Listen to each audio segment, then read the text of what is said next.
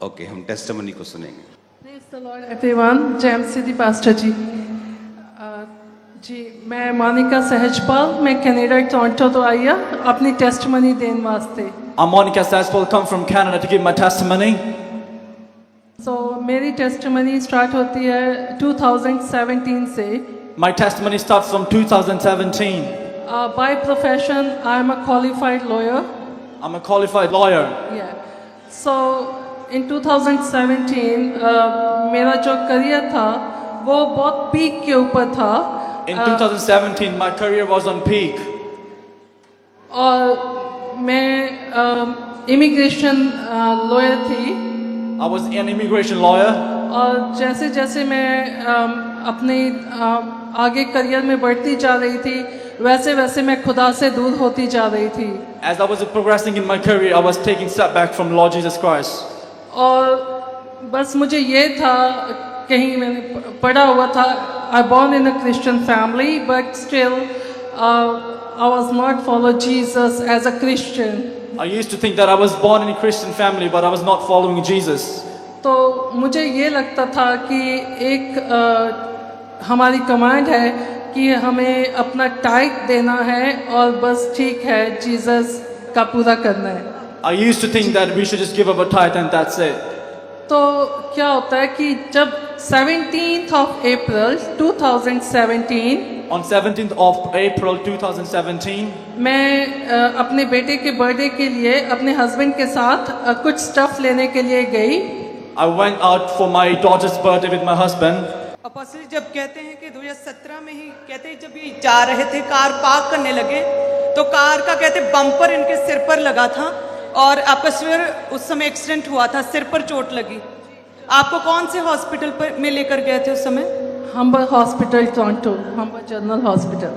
और कहते हैं जैसे हॉस्पिटल में लेकर गए, उन्होंने जब चेक किया तो एक्सटर्नली कोई भी इंजरी जब नहीं दिखी, उन्हें समझ नहीं आया कि क्या हुआ, तो जस्ट सिंपल सी कहते मेडिसिन देकर इन्हें घर भेज दिया। लेकिन कहते 2 दिन बाद इन्हें पूरी बॉडी में पेन्स होने लगी और उसके बाद कहते दोबारा सेम टोरंटो हॉस्पिटल में जब दोबारा लेकर गए, MRIs हुई, स्कैनिंग्स हुई और कहते हैं कि कंडीशन जो है वर्स जब होने लगी, सेम हॉस्पिटल इन्हें दोबारा लेकर गए तो इनके MRIs और स्कैन हुई और उसमें आया कि ब्रेन में इंटरनल ब्लीडिंग इनकी हुई थी। और ओके, इनकी टेस्टिमनी मैं देता हूं। जब ये कनाडा में थी तो मुझसे मिलने के लिए आई और उन्होंने मुझे अपनी जब गवाही दी तो मैं बड़ा हैरान था। क्या इनकी पिक्चर्स हैं? जब एक्सीडेंट आपका हुआ आपने कहा आप चलना बंद हो गए थे, आप चल नहीं पाते थे जी। कितने साल आप बेड पे रहे हो? जी मैं 7 years। और आपका सब कुछ बेड पे ही था? जी, बेड रिडन। आप कहीं नहीं जा सकते थे? जी नहीं। कैसे बदलाव हुआ? कैसे आप परमेश्वर में आए? क्या परमेश्वर में जो आप पहले से थे, जी। हीलिंग कैसे हुई आपकी लाइफ में? जी, जब मुझे बेड रिडन में हो गई और धीरे धीरे जब डॉक्टर्स डायग्नोस करने लगे तो टोरंटो में एटलीस्ट 20 to 26 डॉक्टर्स ने मुझे, सर्जन स्पेशलिस्ट ने देखा, क्योंकि मेरे इतना ज़्यादा इंजरीज थी कि मैं बिल्कुल चल नहीं पा रही थी और डे बाय डे मेरे अंदर जो प्रॉब्लम्स थी वो बढ़ती जा रही थी। मेरी मेमोरी लॉस होना शुरू हो गई, मेरी आई साइट जाना शुरू हो गई, मुझे हेयरिंग नहीं करना, सुनना बंद होना शुरू हो गया। आपकी एज तब 39 थी और आप लगती 80 इयर्स की थी। जी जी। आपको डायपर लगते थे? जी। आपको डायपर लगाया जाता जी, था? जी। आपको दिखाई नहीं देना बंद हो गया, सुनना बंद हो गया, बेड पे चले गए? जी। कितने साल आप उस कंडीशन में रहे हो? 7 साल। उस 7 साल में क्या आप परमेश्वर में थे या नहीं थे? जी, मैं परमेश्वर से नाराज हो गई। मैंने खुदा से हमेशा यही कंप्लेन की कि आपने मुझे ऐसा क्यों कर दिया। कितने हॉस्पिटल में आपने दिखाया? जी, 6 to 7 हॉस्पिटल इन कनाडा। क्या क्या उनके पास न्यूरोलॉजिस्ट थे, फिजियोस थे, गायनोलॉजिस्ट के पास आप क्यों गए? क्योंकि आपके जी, वो जो एक्सीडेंट की टेस्टमनी है उसके साथ ही वो रिलेटेड है गायनी की। गायनी में क्यों गए आप? हाँ जी, क्योंकि मेरा जो रसौलियाँ थी, जब मेरा बेटा बॉर्न हुआ तब उस वक्त जब मेरे रसौलियाँ एक्सीडेंट के बाद बिकॉज ऑफ साइडर्स उसका हाई डोज की वजह से रसौलियाँ बढ़ती गई और पूरा मेरा पेट जैसे 9 मंथ प्रेग्नेंट लेडी है वैसे भर जाता था और बहुत ज़्यादा तकलीफ में थी, इसलिए मुझे गायनी स्पेशलिस्ट के पास भी आपकी भेजा गया। रसौलियां भी थी? जी। आपका पेट ऐसा था जैसे 9 मंथ प्रेग्नेंट। 9 मंथ प्रेग्नेंट का हो? जी। तो उसने कहा था कि रसौलियों को ऑपरेशन से जी। रिमूव करना पड़ेगा। हाँ जी। ओके, आपको ब्लाइंडिश हो गया था, कान सुनना बंद, जी। चलना बंद, बेड रिडन थे, सांस नहीं आती थी। जी। आपको जो भी सारी दिक्कतें थी वो एक समय में ही शुरू हुई और बढ़ती गई वो। जी हाँ जी, मेरी हाइट 5'8" है और मेरी स्पाइनल जो 4 जगह से डिसलोकेट होगी और मैं ऐसे हो गई 7 साल, ये कुप भी हो गई ये। और डॉक्टर की कहते किन्ने % चांस है दोबारा सर्वाइव करन दे? डॉक्टर ने मैंने क्या you are catastrophic, that means कि परमानेंट हो गया, बॉडी डिसेबल एंड वो कहते हमें कुछ नहीं पता कि आप कब ठीक हो गए एंड वो बस ट्रीटमेंट करते जा रहे थे। ਤੁਸੀਂ ਮਿਰੇਕਲ ਤੇ ਬਿਲੀਵ ਨਹੀਂ ਸੀ ਕਰਦੇ?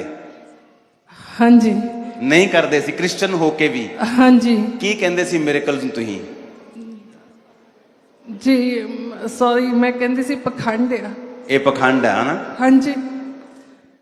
आप इमेजिन कर सकते हो, ये क्रिश्चियन लेडी थी, पार्किंग के दौरान एक्सीडेंट हुआ, वो एक्सीडेंट इतना भयानक हुआ पूरी स्पाइन हिल गई, 7 years डाइपर्स में, बेड्स पे,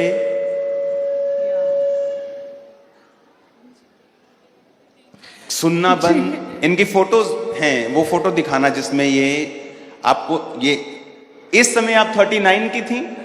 जी इस समय मैं 40 कुछ, या इस समय 3 साल हो गए थे। 2 ओके, साल। ये आप 42 इयर्स की थी अभी? जी जी 3 साल बीत गए थे, 42। आप इमेजिन कर सकते हो, और ये क्रिश्चियन थी और कहती थी ये सब पाखंड होता है, कोई भी हीलिंग नहीं होती है। और उन्होंने मुझे बताया था कि आप पास्टर्स से ऑफेंड हो गई थी। जी क्योंकि पास्टर्स मुझे कहते कि हम थक गए हैं दुआ कर करके, खुद से करना, तो मेरा दिल टूट गया। मैंने कहा मैं तो पहले ही ऐसी क्रिश्चियन थी और अब पास्टर्स भी गिव अप कर गए मेरे ऊपर, तो मैंने बिल्कुल ही खुदा से और पास्टर से नफरत हो गई। पास्टर से आप नफरत करने लगी थी? जी। ओके।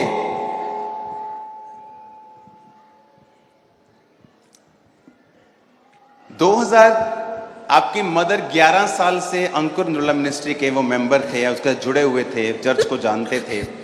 आप बॉर्न क्रिश्चियन थे। 23 जून 2023 को आप व्हील चेयर से इंडिया में आए थे।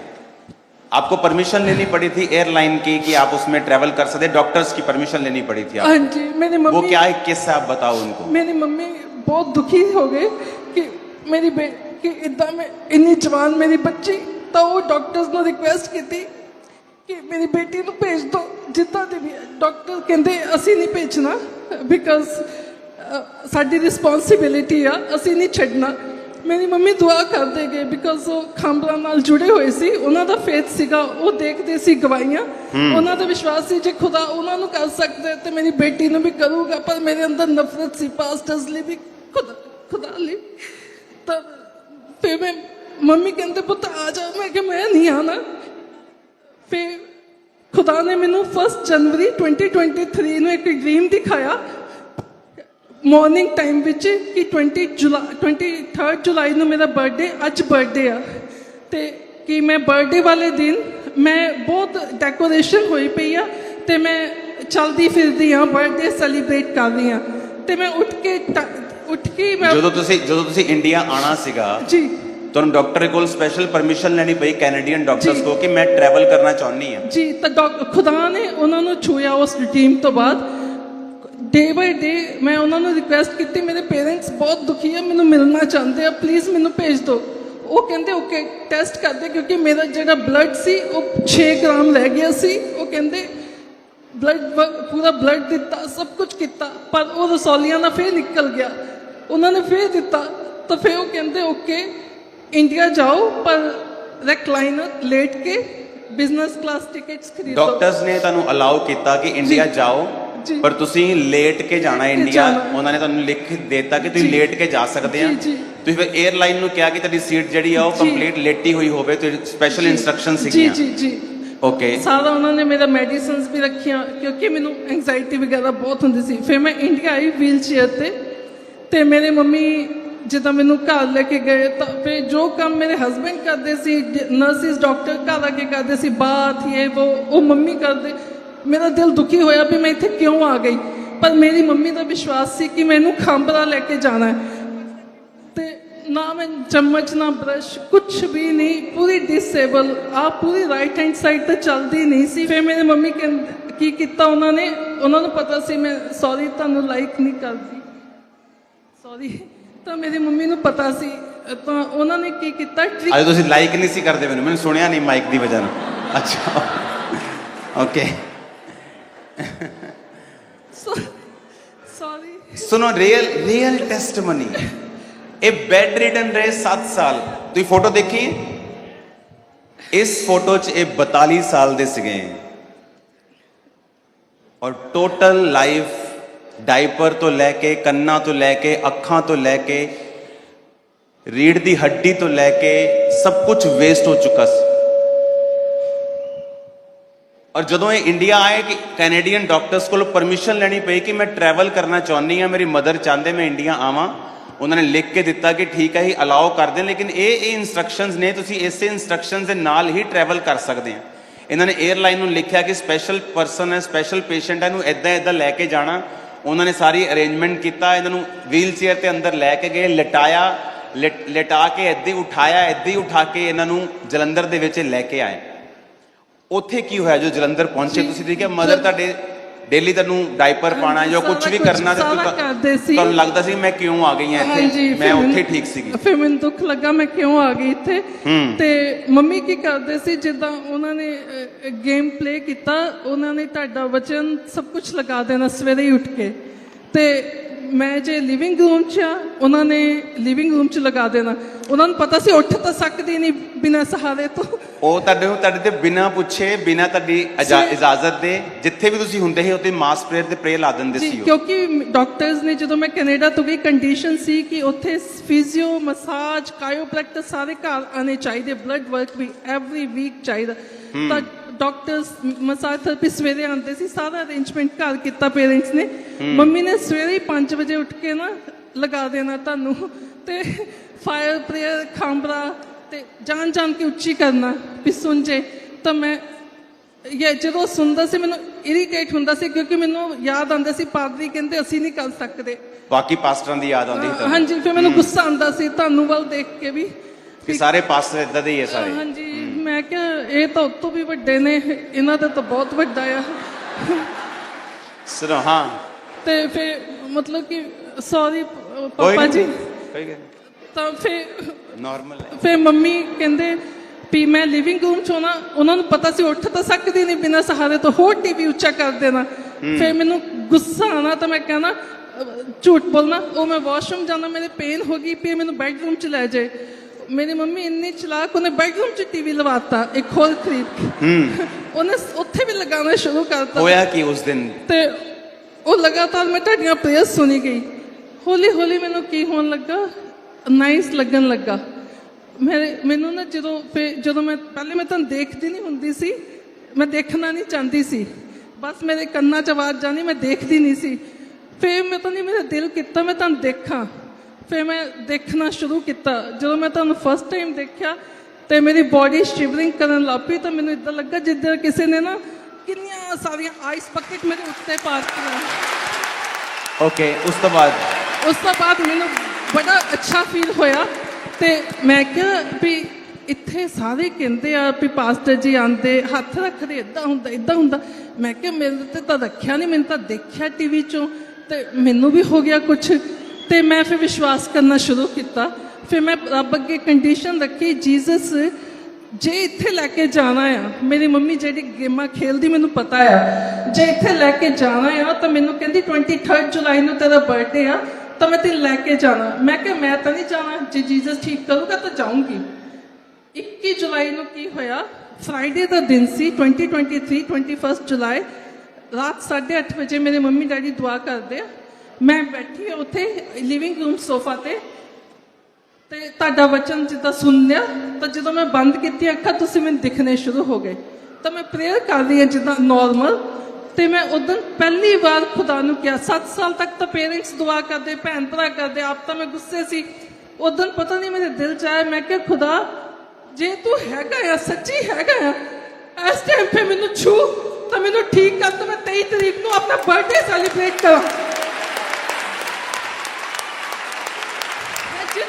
मैं चित्ता ही क्या खुदा मैंने छू मैनू नहीं पता की होया मैं चिक्का मारनिया शुरू कर दिया मैं क्या मेरा एक्सीडेंट हो गया डैडी कहते पुत कुछ नहीं होया मैं क्या नहीं गोली ने मैनू गड्डी मारती तब मैं इधर रो रही हूँ तो मेरे अगे ना वाइट कपड़े फेस नहीं दिख रही तो हाथ आ गए तो हाथ मैनू कहते मेरे हाथों ते हाथ रख दे मैं खड़ी हो गई सीधी वो वीडियो देखेंगे इनकी सुनो वो जब आप खड़े हुए तो इनकी फैमिली इमोशनल हो गई थोड़ा क्योंकि इनके बेटे ने इनको बचपन से ही आप हिसाब लगा लो कि 7-8 साल जब वो छोटा ही था तब से उसको मालूम था कि एक गोरे ने मम्मा को हिट किया उनके दिमाग पे लगी वो अनकॉन्शियस हो गई उसके बाद वो कभी नहीं चली तो उसने कभी इनको चलते हुए नहीं देखा था वो बचपन से ही ऐसा था वो वीडियो मैंने देखी मैं बहुत टच किया वो वीडियो दिखाना इनकी कहाँ है वो जब ये चलना शुरू हुई उस दिन वो परमेश्वर की आत्मा ने छुआ देखना Hallelujah, praise the Lord, thank you Lord, hallelujah, praise the Lord, praise the Lord, praise the yeah, thank you Lord. Oh master, thank you Lord, glory, glory, glory, glory, glory, glory, glory, glory, glories, glories, yes, glorious, glorious, glorious, thank you, glory, glory of God, thank you Lord, hallelujah, hallelujah, hallelujah, hallelujah, hallelujah. चलिए Mona praise the Lord ਅੱਜ sister ਸਾਡੀ ਮੋਨਿਕਾ ਜਿਹਨਾਂ ਦਾ ਪਰਸੋਂ ਨੂੰ ਜਨਮ ਦਿਨ ਆ ਔਰ ਅਸੀਂ ਅੱਜ ਇਕੱਠੇ ਸੀਗੇ ਤੇ ਪਰਮੇਸ਼ਰ ਨੇ ਉਹਨੂੰ ਉਠਾਲ ਕੇ ਖੜਾ ਕੀਤਾ ਔਰ ਉਹਦੀ ਆਤਮਾ ਨੇ ਇਹਨੂੰ ਛੂਇਆ ਜਦੋਂ ਔਰ ਬਹੁਤ ਹੀ ਇੱਕ ਅਦਭੁਤ ਨਜ਼ਾਰਾ ਸੀ ਦੇਖਣ ਵਾਲਾ ਇਸ ਕਮਰੇ ਦੇ ਵਿੱਚ ਸੋ ਇਹ ਖੁਸ਼ੀ ਦੇ ਜਿਹੜੇ ਦੇਖੋ ਇਹ ਖੁਸ਼ੀ ਦੇ ਆਂਸੂ ਆ ਜਿਹੜੇ ਇਹ ਅੱਖਾਂ ਚੋਂ ਮਾਂ ਦੇ ਨਿਕਲਦੇ ਪਏ ਆ ਔਰ ਸਾਰੇ ਪਰਿਵਾਰ ਦੇ ਦੇਖੋ ਬਹੁਤ ਹੀ ਅੱਛਾ ਇੱਕ ਦ੍ਰਿਸ਼ ਓਕੇ ਐਜ਼ ਅ ਗਲੀਬਰ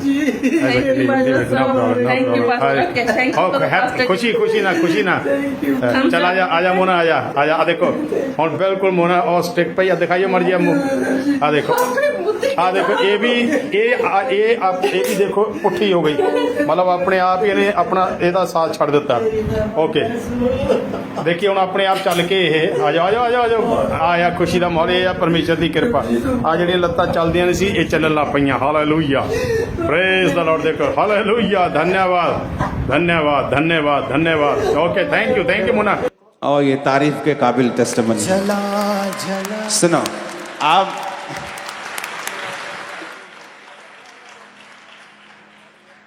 मैंने इनको बोला आपने क्यों नहीं दी क्रूसेड के बीच में पास्टर से नफरत हो गई थी क्योंकि हर पास्टर ये कहता था कि तुम्हारे अंदर विश्वास की कमी पास्टर को नहीं देखना है जीसस से नाराज चल रही हूं मैं और मदर ने स्पिरिचुअल माहौल को चेंज किया पहले और कहा नहीं ये सब चीजें आत्मिक हैं और जब स्पिरिचुअली चेंज हुआ प्रार्थना अच्छी लगने लगी और खुद प्रेयर करने लगी और एक दिन इनको खुद मालूम इनके क्योंकि एक अनकॉन्शियस थी इनको पता नहीं था इनके हस्बैंड इनके संग थे जब वो टेस्टिमनी मुझे देने के लिए कनाडा में आए और मुझसे मिले और उन्होंने कहा कि इसको कुछ पता नहीं लगा आधा घंटा कितनी देर की ये क्या कर रही है ये बड़बड़ा रही थी और पवित्र आत्मा के इन्फ्लुएंस में नीचे ऊपर पौड़ियां बेटा देख के रोने लगा माँ रोने लगी मैं रोने लगा वीडियो बनने लगी कि ये क्या हो रहा है कैसे चल रही है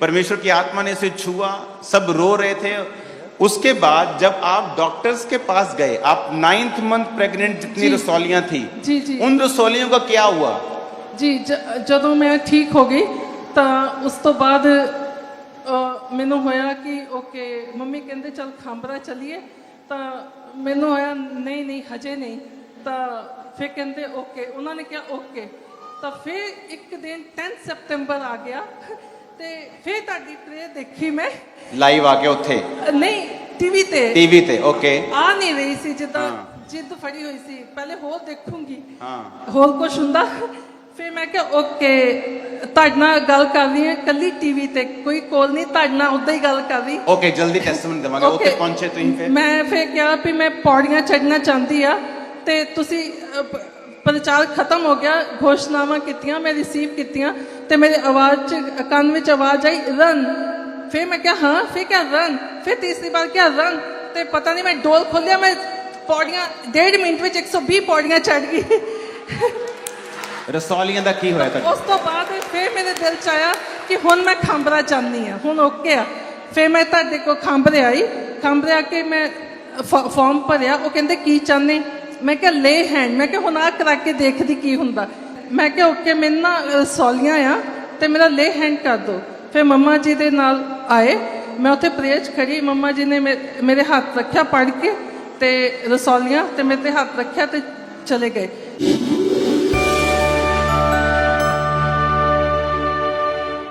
कीमती कुछ नहीं है जो मुमकिन नहीं है हमने तेरा फजल कीमती कुछ नहीं है जो मुमकिन ਤੇ ਮੈਂ ਕਿਹਾ ਓਕੇ ਲੈਟਸ ਸੀ ਹੁਣ ਕੀ ਹੁੰਦਾ ਉਸੇ ਰਾਤ ਇੰਨਾ ਬਲੱਡ 1.5 ਮਹੀਨਾ ਬਲੱਡ ਚੱਲਦਾ ਰਿਹਾ ਰਸੌਲੀਆਂ ਬਾਹਰ ਆਉਂਦੀਆਂ ਰਹੀਆਂ ਕਲੀਨ ਹੁੰਦਾ ਰਿਹਾ ਕਲੀਨ ਹੁੰਦਾ ਗਿਆ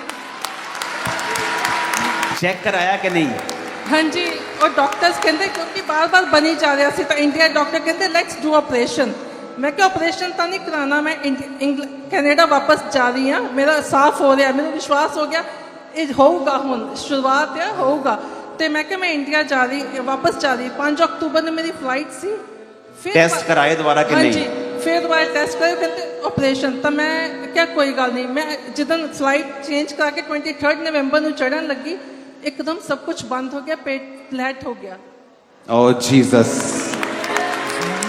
सुनो ਇਹ ਇੱਕ ਥੋਮਾ ਦੀ ਗਵਾਹੀ ਸੁਣ ਰਹੇ ਹੋ ਤੁਸੀਂ ਅੱਜ ਦੇ ਥੋਮਾ ਦੀ ਕਈ ਵਾਰ ਆਪਾਂ ਲੂਜ਼ ਕਰ ਜੰਨੇ ਆਪਣੇ ਫੇਥ ਨੂੰ ਨਾ ਹੋਪ ਨੂੰ ਖਤਮ ਕਰ ਦਿੰਨੇ ਆ ਆਪਣੇ ਹੱਥਾਂ ਨੂੰ ਉਠਾਓ ਸਭ ਜਨ ਖੜੇ ਹੋ ਜਾਓ ਔਰ ਖੁਦਾ ਨੂੰ ਕਹੋ ਅੱਜ ਮੇਰਾ ਟਾਈਮ ਹੈ ਪਰਮੇਸ਼ਵਰ